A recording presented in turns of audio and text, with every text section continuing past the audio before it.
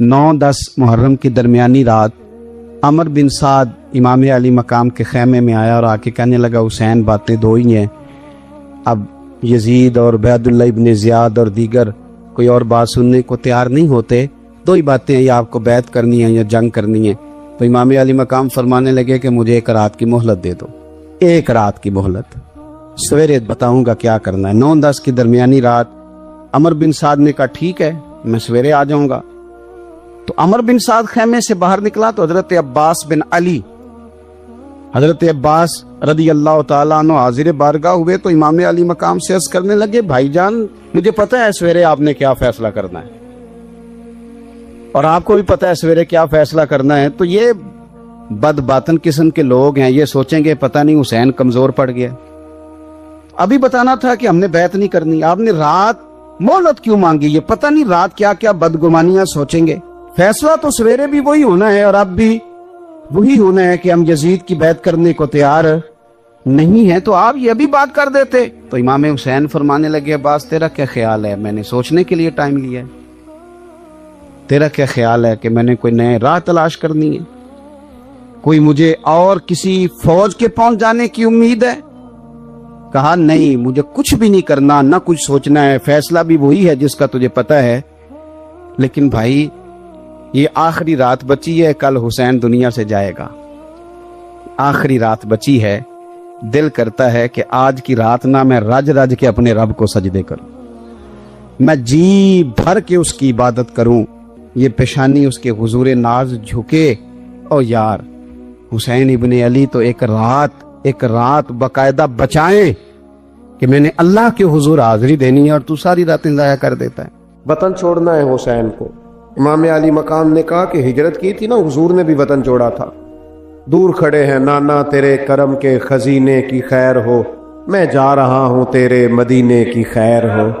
फिर हुसैन इब्ने अली वहां से निकले, बच्चे साथ, डटना पड़ा, भूख प्यास, बच्चों का साथ, फिर बच्चों की शहादतें, ये सारी चीजें इंसान को कमजोर कर देती हैं ना, लेकिन जिसकी शान बड़ी होती है उसकी आजमाइश भी बड़ी होती है। छोटी छोटी बातों से घबरा जाने वाली उम्मत, जरा जरा सी बात पर परेशान हो जाने वाले लोग, लड़खड़ाते कदम, उलझे ख्यालात, बेचैनियां, बेकरारियां, बहते आंसू और हर वक्त मजलूमियत का इजहार करती कौम अगर अपने कदमों पे खड़ा होना चाहती है, उम्मत अगर फिर से उम्मत साजी चाहती है, उम्मत अगर खड़े होके और अल्लाह की अता पर राजी रहकर अपनी जिंदगी गुजारना चाहती है, एक ही फार्मूला है, इस कौम को इमाम हुसैन की सीरत से आगाह कर दो, इस उम्मत को नबी पाक के शानों वाले नवासे की अजमतें बता दो।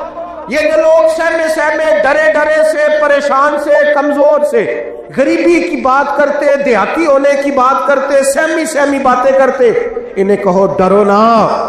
वो देखो परदेश में हुसैन इब्ने अली थोड़ी देर पहले हजरत अली अकबर की लाश मुबारक उठा के लाए हैं और ला करके खैमे में रखी है, लेकिन उन्हें पता है कल भी तो जाना है ना, उन्हें पता है ना कितने कुछ साल जीना है, बिल आखिर जाना तो है ना।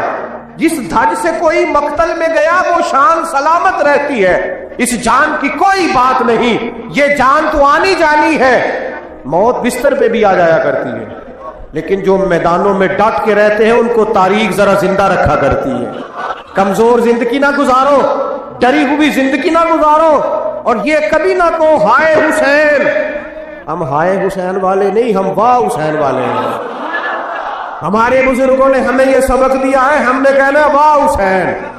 क्या कमाल कर दी इमाम अली मकाम ने, वाह हुसैन आपकी अजमत पे कुर्बान। इतने सारे दुखों के बावजूद जब शानों वाले नाना का शानों वाला पोता, अजमतों वाली माँ का अजमतों वाला बेटा, जुर्रतमंद बाप का बेटा मैदान में निकलने लगा है, तो डरा डरा सहमा सहमा रो के दिलासे दे के आंसू पूछ के नहीं, बल्कि इमाम हुसैन ने डट के खड़े होके वो इमामा सर पे बांधा जो मोहम्मद अरबी ने अता फरमाया था, वो जूता पहना जो नाना ने दिया था, वो तलवार पकड़ी जो शेर खुदा मौला अली पकड़ते थे, और हुसैन मैयतों के बावजूद मैदान में आए, पर मैं सामने खड़े हो जाओ तुम्हें खुतबा देना دیا ہے اس لیے کہ محمد عربی کا طریقہ ہے جمعے والے دن خطبہ دیا جاتا ہے. پورے وفوق سے اتمام حجت کیا. اور حسین ابن علی ایسے تو نہیں تھے کہ ڈرے بڑا تھے تو ان سے تلوار نہیں چلی. انہوں نے تلوار چلائی. جو ایک ایک دو دو کر کے آتے رہے وہ کٹتے رہے، وہ کٹتے رہے. پھر آواز ایک گونجی پیچھے سے، وہ اکیلے اکیلے کیوں جاتے ہو؟ تمہیں پتہ ہے علی کا بیٹا ہے. علی کا گھر تو وہ گھر ہے کہ جس گھر کا ہر ایک بچہ جسے دیکھو وہی شیر خدا.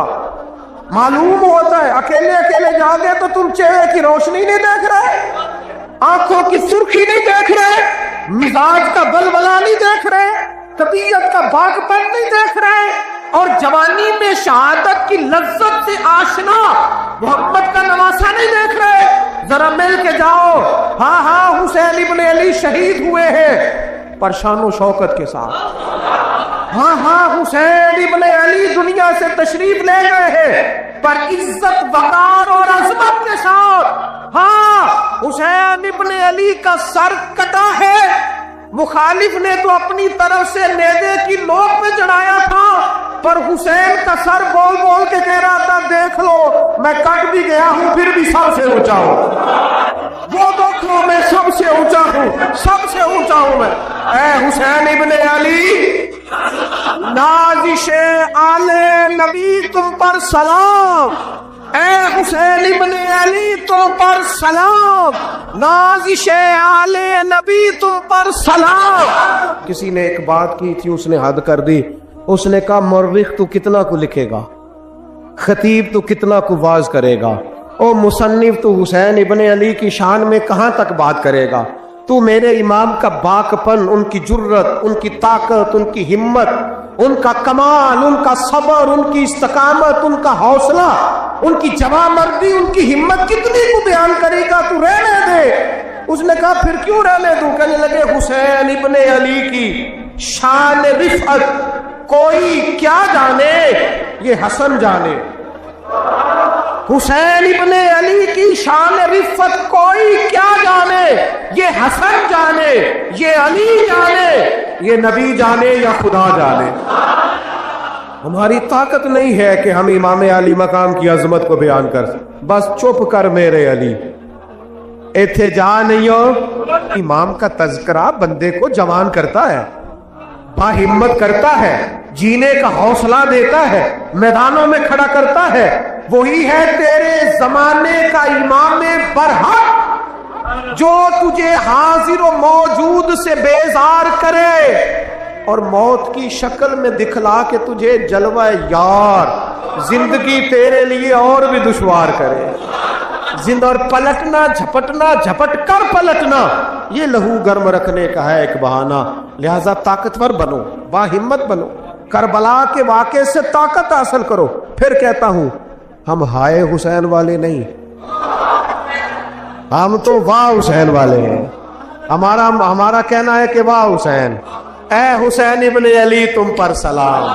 نازش آل نبی تم پر سلام. ہم کہہ رہے واہ حسین، واہ حسین، واہ حسین، واہ حسین، یا حسین، واہ حسین، یا حسین، واہ حسین، واہ حسین، یا حسین، واہ حسین.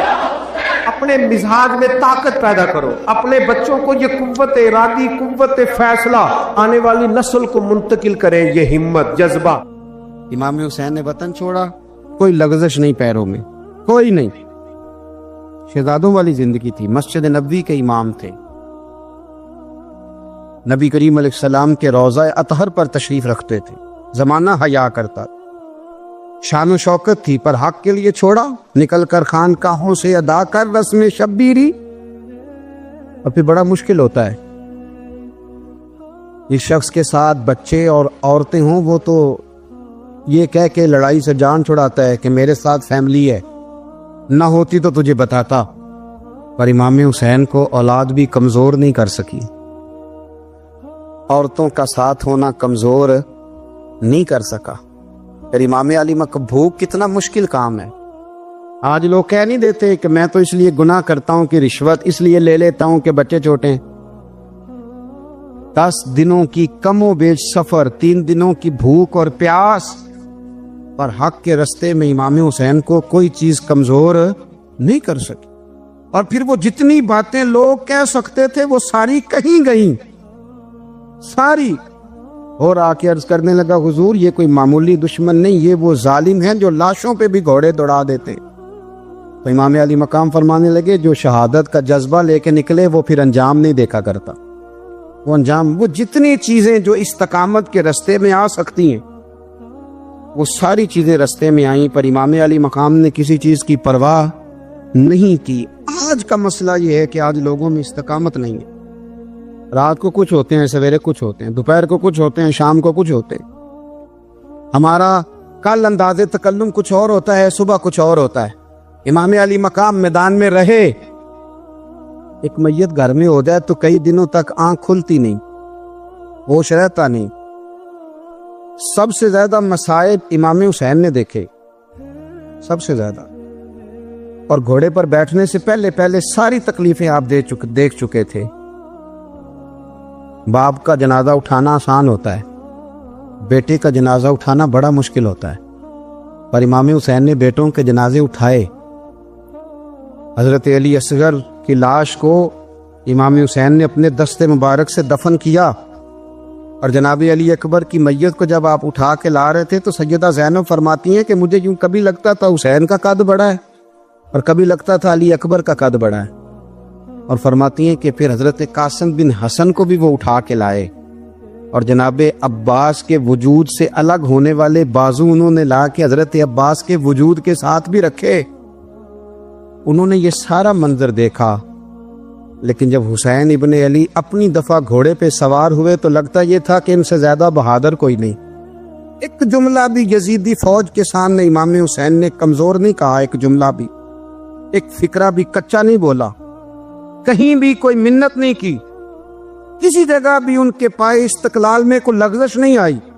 جب لوگوں کو پتہ چل جائے کہ اب سامنے موت ہی موت ہے، سوائے اس کے چارہ کچھ بھی نہیں، تو بہت سا جو رخصت اور اجازت تو دین بھی دیتا ہے، پر امام حسین کسی جگہ کسی رخصت پر عمل کرتے نظر نہیں آتے۔ ڈٹ کے بات کی، ڈٹ کے، اور پھر جب میدان میں نکلے، اللہ اکبر، تو ابن سعد کہنے لگا کہ اگر 2 کر کے، ایک کر کے جاؤ گے تو یہ 45,000 کا لشکر سارا حسین کاٹ ڈالے گا۔ یک بارگی حملہ کرو گے تو بات، اتنی استقامت، اتنا۔ آج تو لوگ ڈپریشن کے مریض ہیں، آج تو لوگ ٹینشن کے مریض ہیں، ہر دوسری بات میں لوگ کہتے ہیں وہ بڑا، پر کس بات سے؟ مطلب کیا آپ نے زندگی میں صرف جاب نہیں مل رہی، صرف بیماری آ گئی، صرف خرچہ نہیں گھر میں بڑا، کس بات کا ڈپریشن؟ امام حسین کی زندگی بتلاتی ہے وہ لوگ بھی کوئی دنیا میں کمال حاصل کر سکتے ہیں جو چھوٹی چھوٹی بات پہ روتے ہیں۔ مال بھی ہے، جوانی بھی ہے، گھر بھی ہے، مکان بھی ہے، بچے بھی ہیں، عزت بھی ہے، صرف پیسے نہیں۔ اور انسان ہے کہ آنکھیں نہیں کھل رہی، وہ سمجھتا ہے میں کسی کام کا ہی، فقط پیسے نہیں بس۔ او خدا کے بندو، امام علی مقام نے فرمایا سارا کچھ لٹا کے بھی جو میدان میں کھڑا رہے اسے حسین ابن علی کہا جاتا ہے، اسے حسین ابن علی کہا جاتا ہے۔ حسین ابن علی کی شان رفت کوئی کیا جانے، حسن جانے، علی جانے، نبی جانے، خدا جانے، کون جانے امام علی مقام کا معیار۔ تو امام حسین رضی اللہ تعالیٰ عنہ کی زندگی ہمیں بتاتی ہے کہ ذوق والی عبادت کرو۔ امام حسین کی زندگی ہمیں بتاتی ہے کہ جب تم سخاوت کرو تو پھر اپنی حیثیت سے بڑھ کر کرو، اور امام حسین کی زندگی ہمیں بتاتی ہے کہ دل میں کسی کے لیے کوئی بات نہ رکھو، صلح کرنے میں پہل کرو، محبتیں کرنے میں آگے بڑھو۔ اور امام حسین کی زندگی ہمیں بتلاتی ہے کہ جب دنیا میں تم نے کچھ کرنا ہے تو پھر ڈٹنا بھی سیکھو، پھر کھڑے ہونا بھی سیکھو۔ یہ نہ دیکھو کہ حالات، امام حسین نے ایک دن بھی حکومت نہیں کی، یزید نے 4.5 سال کی، لیکن قیامت تک دلوں پہ حکومت امام حسین کی رہے گی، امام حسین کی رہے گی، اس لیے کہ ان میں استقامت تھی۔ امام حسین کے ساتھ اس وقت 72 لوگ تھے، لیکن آج کائنات کا ذرہ ذرہ امام حسین کے ساتھ ہے۔ میں اکثر گزارش کرتا ہوں دوستوں سے، میں کہتا ہوں کربلا کا واقعہ کوئی حادثاتی نہیں ہے، اس کے پیچھے پوری ایک لاجک ہے، اس کے پیچھے پورا ایک فلسفہ ہے۔ ایسے ہی کوئی آدمی 3 دن بھوکا پیاسا رہ سکتا ہے؟ کسی آدمی کو صبح اس نے کھانا کھایا اور شام تک کھانا نہ ملے تو ٹانگیں کانپتی ہیں، رمضان المبارک میں عبادت کی نیت سے روزہ رکھنے والے بھی شام کو بڑے پریشان ہو جاتے، اور مسلسل 3 دن کھانا نہ کھایا جائے اور پانی نہ پیا جائے، اور حال یہ ہے کہ وہی آدمی تلوار لے کے میدان میں نکلے اور اس کی حالت یہ ہو کہ لوگ اس کے آگے دوڑنا شروع کر دیں، ہزاروں کی فوجیں تاب نہ لا سکے۔ علی کا گھر بھی وہ گھر ہے کہ جس گھر کا ہر ایک بچہ جسے دیکھو وہی شیر خدا معلوم ہوتا ہے۔ یہ کوئی آسان ہے؟ اس کے پیچھے پوری ایک اس کے پیچھے فلسفہ ہے۔ امام راضی کی تفسیر کبیر دیکھیے گا، امام راضی کہتے ہیں کہ سیدہ فاطمہ الزہرا رضی اللہ تعالی عنہ کے دونوں شہزادے حسنین کریمین بیمار ہو گئے تو سیدہ نے منت مانگی کہ بچوں کو شفا ہوگی تو 3 روزے رکھوں گی۔ شفا ہو گئی، روزے بھی رکھ لیے، اور جب مولا علی شیر خدا روزہ رکھنے کے لیے بیدار ہوئے، سیدہ فاطمہ الزہرا بیدار ہوئی تو امام حسن اور حسین بھی اٹھ گئے، 7-8 سال کی عمر، اماں جی ہم نے بھی رکھنا ہے۔ صبح کھجور اور دودھ سے روزہ رکھ لیا گیا۔ این افطاری کے وقت مولا علی کہتے ہیں فاقے چل رہے تھے، کہیں سے میں جاؤں لایا تھوڑے سے، سیدہ فاطمہ الزہرا نے پیس کر روٹیاں پکائیں۔ وہ وقت جو بڑا مشکل ہوتا ہے افطار کا، کہتے ہیں اس وقت جب کھانے کے لیے بالکل ہاتھ آگے بڑھنے لگے اور امید تھی کہ ابھی سیدنا بلال اللہ اکبر کہیں گے تو روزہ کھلے گا، لیکن ابھی چند ہی منٹ رہتے تھے کہ دروازے پر ایک فقیر نے صدا دی، کہنے لگا سارے مدینے کے دروازے کھٹکھٹا آیا ہوں، قحط ہے، فاقہ ہے، اے رسول اللہ کے خاندان والو، میں یتیم ہوں، کسی نے بتایا ہے کہ اور کوئی دروازہ کھلے نہ کھلے سیدہ کا دروازہ تیرے لیے ضرور کھلے گا، کیا یتیم کو روٹی ملے گی؟ تو حضرت مولا علی نے بچوں کی طرف دیکھا ہی تھا کہ امام حسن ساری روٹیاں جا کے دروازے پہ دے آئے، کھجور اور پانی سے افطار ہو گیا۔ صبح پھر کھجور اور دودھ سے روزہ رکھا۔ امام راضی کہتے ہیں این وہ وقت جب افطار کا ٹائم آیا تو پھر دروازے پہ کسی نے صدا دی، کہا رسول اللہ کے خاندان والوں میں مسکین ہوں، رات سے روٹی کھائی ہے، نہ صبح کھا سکا نہ دوپہر، کسی نے بتایا ہے کہ اس دروازے سے خالی کوئی نہیں جاتا۔ امام حسن نے پھر سارا لنگر اٹھایا اور پھر جا کے دے دیا۔ تیسرا دن پھر ہوا۔ مجھے لگتا ہے کہ جب افطار کا ٹائم آیا ہوگا نا تو یہ خود ہی سارے دروازے پہ دیکھتے ہوں گے، یہ کوئی آیا نہیں لینے والا ابھی تک، لگتا ہے کہ نظریں دروازے پہ تھیں۔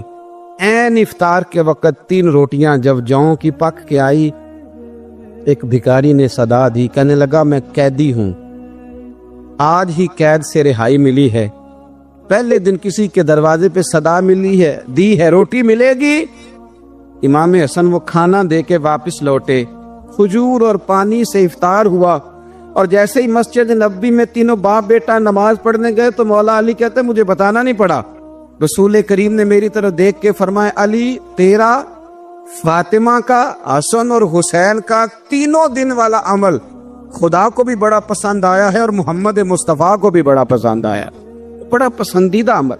میں کہتا ہوں کہ حضرت فاطمہ نے نا ان کی تربیت پہلے ہی کر دی تھی، 3 دن بغیر افطار کے روزہ رکھنے کی، وہ ٹریننگ گھر سے ہو چکی تھی۔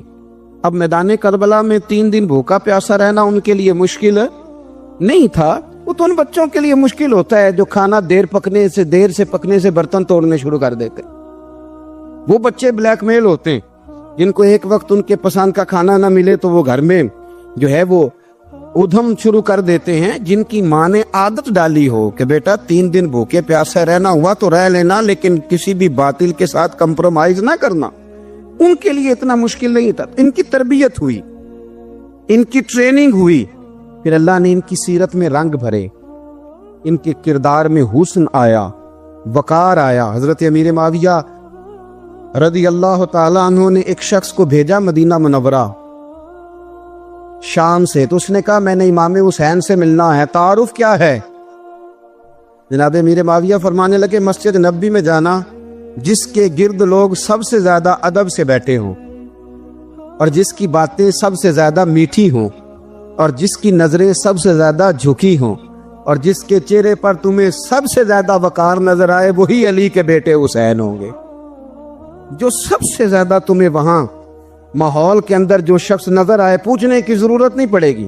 وہ شخص کہتا میں مدینے آیا تو میں نے واقعی ایک شخص کو دیکھا، شہد کے گرد مکھیوں کا اتنا ہجوم نہیں ہوتا جتنا امام حسین کے گرد رسول اللہ کے غلاموں کا ہجوم تھا، لیکن نظریں جھکی ہوئی، باتیں میٹھی، لہجہ گداز گداز، لفظوں میں رانائی، اور لوگ کئی باتیں پوچھتے تو علی کے صاحبزادے ایک آدھ جملہ بولتے تو لگتا یہ کہ وہ جملہ سیدھا دل میں اترتا چلا جاتا ہے۔ امام علی مقام کے کردار میں نہ کچھ باتیں بڑی زیادہ تھیں، بہت زیادہ تھیں، بڑا حسن تھا۔ ایک بات تو یہ تھی، امام حسین رضی اللہ تعالیٰ عنہ کا علم و فضل بڑا کمال کا تھا۔ امام حسین کے علم سے، فضل سے لوگ فیض اٹھاتے تھے۔ پھر اس کے ساتھ ساتھ امام حسین کا ذوق عبادت بڑا شاندار تھا، بڑا زبردست ذوق۔ علامہ جوزی نے لکھا ہے، وکان الحسین رضی اللہ تعالی عنہ فاضلا کثیر الصوم والصلاۃ والحج والصدقۃ وافعال الخیر جمیعا۔ آپ فرماتے ہیں کہ امام حسین زیادہ نمازیں پڑھنے والے تھے، کثرت سے سجدے کرنے والے، کثرت سے روزے رکھنے والے، زیادہ حج کرنے والے، اور امام حسین صدقہ دینے والے اور نیکی کے کاموں میں شدت کرنے والے تھے۔ امام حسین کا جو ذوق عبادت تھا وہ اتنا شاندار تھا کہ آپ فرض نماز کے علاوہ روزانہ 100 رکعت نماز نفل ادا فرمایا کرتے، اور امام حسین فرماتے زندگی میں کبھی ایسا نہیں ہوا کہ 3 دن گزر گئے اور حسین کا قرآن پاک ختم نہ ہوا۔ 25 حج کیے امام حسین نے مدینہ منورہ سے مکہ مکرمہ پیدل جا کے، 25 حج۔ اب تو نسبت والے لوگوں کو عبادت کی ضرورت نہیں نا، اللہ ماشاءاللہ کہتے ہیں نسبت بڑی ہے۔ بھئی جن کی نسبت اتنی خاص تھی کہ حضور نے فرمایا یہ فاطمہ کے نہیں میرے بیٹے ہیں، ان کا تو حال یہ ہے کہ فرض کے علاوہ 100 نفل، 3 دن سے پہلے ختم قرآن پاک، 25 حج فرمائے، تو کس نسبت کی بات کرتا ہے؟ یہ نسبتیں تو ہیں جو انسان کو عبادت کے قریب کرتی ہیں۔ لوگوں نے معیار ہی بدل دیا ہے۔ حضرت سیدنا امام حسین کی شہادت کے بعد حضرت عبداللہ ابن زبیر رضی اللہ تعالیٰ عنہ نے قاتلان حسین سے خطاب کیا اور فرمانے لگے، اللہ کی قسم تم نے اس شخص کو شہید کیا ہے جو راتوں کو لمبے لمبے قیام کرتا تھا، اور تم نے اس شخص کو شہید کیا ہے جس سے میں دن میں جب بھی ملتا تھا تو وہ روزے سے ہوتا تھا۔ تم نے اس شخص کو شہید کیا جو قائم اللیل تھا، صائم الدہر تھا، اس شخص کو تم نے شہید کیا۔ آپ کو پتہ ہے کہ میدان کربلا میں جب 9 محرم کو ابن سعد نے امام حسین سے کہا کہ جنگ کرو اگر یزید کی بیعت نہیں کرنی، تو امام حسین نے فرمایا 1 رات کی مہلت دے دو، 1 رات کی مہلت دے دو۔ حضرت امام زین العابدین کہتے ہیں میں نے اپنے والد گرامی سے عرض کی کہ ابا جی آپ جہاد سے دور جانے والے تو ہیں نہیں، آپ تو جہاد سے پیار کرنے والے، اور یہ بھی پتہ ہے مجھے کہ یہ جنگ اب ہو کے رہے گی، تو 1 رات کی مہلت دینے کا معنی کیا ہے؟ بھئی کل بھی لڑنا ہے اور رات بھی لڑنا ہے، تو ابا جی 1 رات کی مہلت۔ تو سیدنا امام حسین رضی اللہ تعالیٰ عنہ فرمانے لگے بیٹا رات کی مہلت اس لیے لی ہے کہ میں آج رات کھل کے اپنے رب کی عبادت کر لوں، میں استغفار کر لوں، میں لمبے سجدے کروں۔ اور کہا زین العابدین تو جانتا ہے نا کہ مجھے نماز سے، تلاوت سے، دعا سے اور استغفار سے بڑا پیار ہے۔ نماز سے مجھے پیار ہے، دعا سے مجھے پیار ہے، استغفار سے مجھے پیار ہے۔ فرمایا بیٹا میں نے اس لیے نہیں کہ میں چاہتا ہوں 1 رات اور دنیا میں رہوں۔ تو امام زین العابدین فرماتے ہیں امام علی مقام نے سجدے پہلے بھی بڑے کیے، پر 9-10 کی درمیانی رات جو ان کے سجدے تھے وہ میں نے کبھی نہیں دیکھے۔ فرماتے ہیں تیمم کے ساتھ وہ رات کی جو عبادتوں کا رنگ تھا وہ میں نے کبھی نہیں دیکھا۔ امام علی مقام کا عبادت کا ذوق تھا، شوق تھا، لذت تھی۔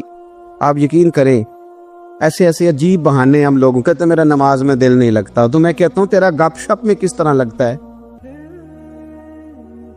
تیرا موبائل پہ کیسے لگتا ہے بھائی؟ یہ تو بھائی ذوق کی بات ہے۔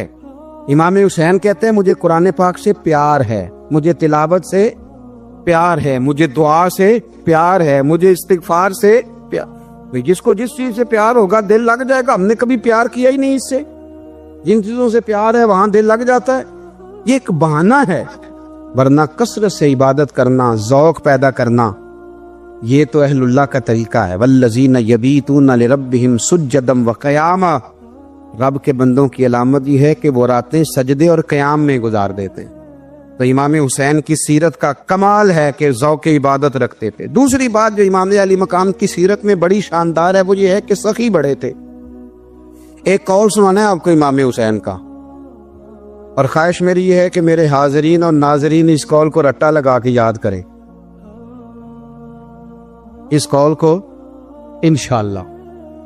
یہ قول جو امام حسین کا ہے نا جی، یہ جس دن مجھے ملا تھا نا تو میں نے بھی رٹا لگا کے یاد کیا تھا، اور میرے پاس جتنی ڈائریاں ہیں شاید میں نے سب میں لکھا ہے۔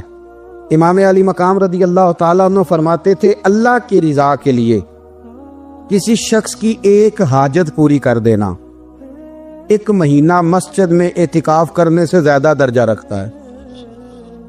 ایک بندے کی ایک حاجت پوری کر دینا 1 مہینہ پورا مسجد میں اعتکاف کرنے سے زیادہ درجہ رکھتا ہے۔ خدا کے بندے تو ہیں ہزاروں اور بنوں میں پھرتے ہیں مارے مارے، میں اس کا بندہ بنوں گا جس کو خدا کے بندوں سے پیار ہوگا۔ کسی بندے کی ایک حاجت پوری کرنا 1 مہینہ اعتکاف میں بیٹھنے سے زیادہ افضل ہے۔ اسی لیے تو میرے حبیب کریم علیہ السلام نے فرمایا تو رب کے بندوں کی حاجتیں پوری کرنے میں لگ جا، رب تیری حاجتیں پوری فرما دے گا۔ امام علی مقام فرماتے تھے ایک حاجت کسی کی پوری کرو۔ حضرت جناب سیدہ زینب بنت ابی رافع کہتی ہیں کہ سیدہ فاطمہ الزہرا ایک دن اپنے دونوں شہزادوں کو لے کے، جب حضور کی طبیعت مبارک بظاہر علیل تھی جس میں حضور کا وصال ہوا، دونوں شہزادے لے کے سیدہ فاطمہ نبی کریم کی بارگاہ میں گئی، کہنے لگی یا رسول اللہ میرے بچوں کو کچھ دیجئے۔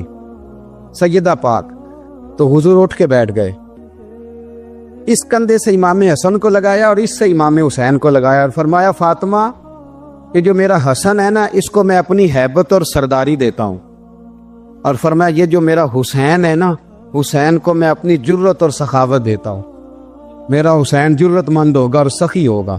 داتا گانج بخش علی حجویری، امام الاولیاء، سید الاصفیاء، داتا صاحب کشف المعجوب میں فرماتے ہیں ایک دن نا امام حسین کے پاس ایک شخص آیا بڑی دور سے کچھ مانگنے، کہا حضور کچھ دیجئے۔ وہ شخص کہتا ہے کہ میرا ظرف یہ تھا کہ 4-5 دینار ملیں گے، تو امام حسین فرمانے لگے تھوڑی دیر بیٹھ جا، رزق آ رہا ہے۔ تو امام حسین کو حکومت وقت کی طرف سے نا 5 تھیلیاں ملی جس میں ایک تھیلی میں 500 اشرفیاں تھی، 5 تھیلیاں آئیں، لیکن اس کو آنے میں نا ذرا دیر ہو گئی۔ وہ 5 تھیلیاں جب آئی نا تو امام حسین اس کی طرف 5 تھیلیاں بڑھا کے نا، ذرا دیکھنا میری طرف غور سے، 5 تھیلیاں بڑھا کے نا تو فرمانے لگے میاں جتنا تجھے انتظار کرایا نا اتنی ہم تیری حاجت پوری نہیں کر سکے، تو یہ نہ محسوس کرنا کہ حسین کے دروازے پہ بیٹھا بھی رہا ہوں تو ملا کیا ہے، یہ نہ محسوس کرنا۔ وہ شخص کہتا ہے جب میں نے وہ تھیلیاں کھولی اور پھر میری نظر امام حسین پہ پڑی تو میرے اندر سے آواز آئی اگر حسین ابن علی اتنے سخی ہیں تو محمد عربی کتنے سخی ہو۔ اگر یہ معیار ان کا ہے، ان کا یہ معیار ہے، اور خود بھیک دیں خود ہی کہیں منگتے کا بھلا ہو، خود کہنے لگے جتنا انتظار کرایا ہے اتنی تیری مدد کر سکے، یہ سخاوت کا معیار تھا، یہ طریقہ تھا۔ ایک دفعہ سیدنا امام حسین رضی اللہ تعالیٰ عنہ کے گھر کے اندر نا 5000 دینار آئے، مسجد میں تھے، آپ کو 5000 دینار ملے تو امام زین العابدین کہتے ہیں کہ مسجد سے لے کر گھر آنے تک امام حسین نے 5000 اللہ کے رستے میں خیرات کر دی۔ فرماتے میں نے کہا ابا جی 5 دینار کی گھر میں ضرورت تھی، مالاں والے سخی نہیں ہوندے تے سخیاں کل مال نہیں ہوندا، ایتھے اوتھے دوویں جہانی سخی کنگال نہیں ہوندا۔ کہا ابا جی 5 دینار کی گھر میں ضرورت تھی، تو کہتے ہیں مجھے فرمانے لگے بیٹا یہ جن کو میں نے دیا ہے نا یہ گھر کے لیے ہی دیا ہے، یہ گھر کے لیے ہی دیا ہے، جن کو دیا ہے تمہارا کیا خیال ہے یہ باہر خرچ ہوا ہے، یہ گھر کے لیے ہی ہے۔ اس لیے کہ جب انسان دوسروں پر شفقت کرتا ہے تو اللہ اس کے گھر پہ رحمت فرماتا ہے۔ امام حسین کی مزاج میں پہلی بات میں نے ذوق عبادت کی عرض کی، دوسری بات عرض کر رہا ہوں کہ صحابہ حضرت اسامہ بن زید بڑے پیارے ہیں میرے نبی کریم کے، بڑے پیارے۔ حضرت اسامہ بن زید کے بارے میں سیدہ عائشہ صدیقہ فرماتی ہیں ان کے ناک سے اگر ریٹھ نکلتی تھی تو اللہ کے رسول اپنے دستے مبارک سے صاف کر دیتے تھے، اور سرکار فرماتے تھے کہ اگر اسامہ لڑکی ہوتا نا، ان کے غلام کے بیٹے تھے حضرت زید بن عامر، اگر یہ لڑکی ہوتا میں اسے زیور پہناتا۔ بڑے پیارے تھے، لیکن جب ان کا آخری وقت آیا نا تو 60,000 دینار کا قرضہ تھا. رشتہ داروں سے کہا، دوستوں سے کہا، یاروں سے کہا. پڑھیے لا الہ الا اللہ ہو لا الہ الا اللہ. کسی نے پوچھا